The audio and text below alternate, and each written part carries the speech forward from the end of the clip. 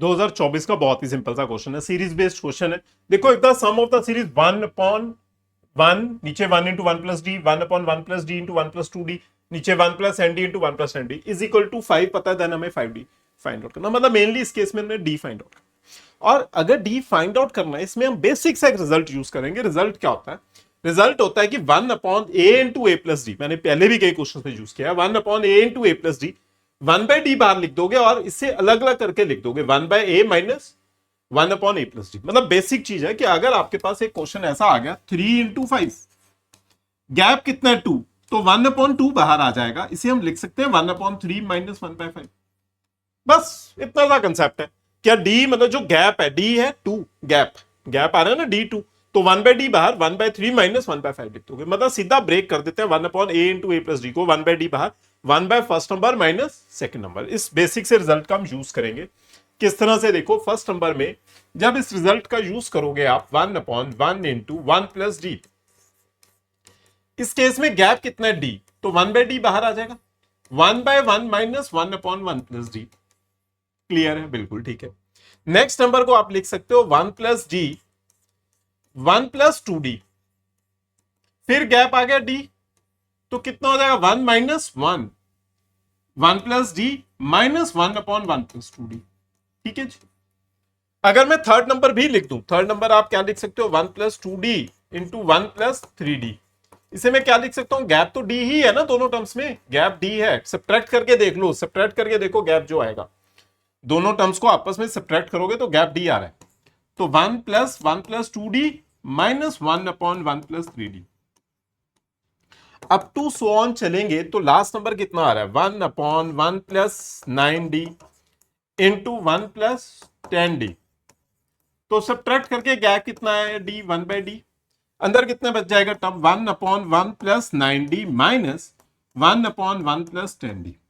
ठीक है, बस बेसिक सी टर्म थी, मैंने सबको ब्रेक कर दिया। अब सारी टर्म्स के अंदर क्या पता है, प्लस का साइन आ रहा है, तो मैं लगा देता हूं, सारी टर्म्स को प्लस कर देते हैं। प्लस करोगे तो मतलब क्या आ जाएगा 1/d तो कॉमन आ जाएगा ना पूरी टर्म्स में से। 1/d तो जब इसका सम करेंगे हम तो किसके इक्वल आएगा, 1/d कॉमन आ जाएगा। और बाकी देखो जिस टाइम प्लस कर देंगे 1/d तो कॉमन है, ये कैंसिल हो जाएगी सारी टर्म्स।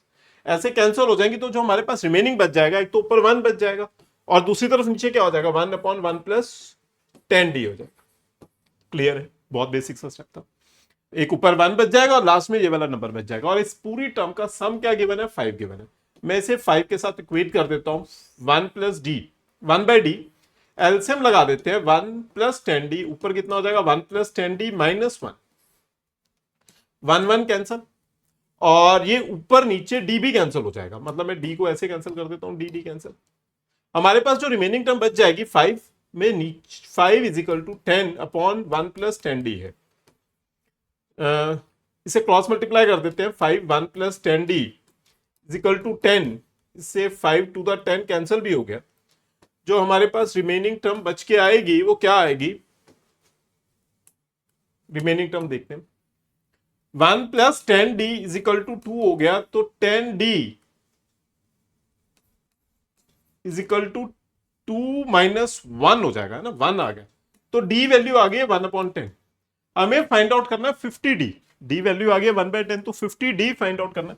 मतलब कोई गलती तो नहीं हो गया मेरे से?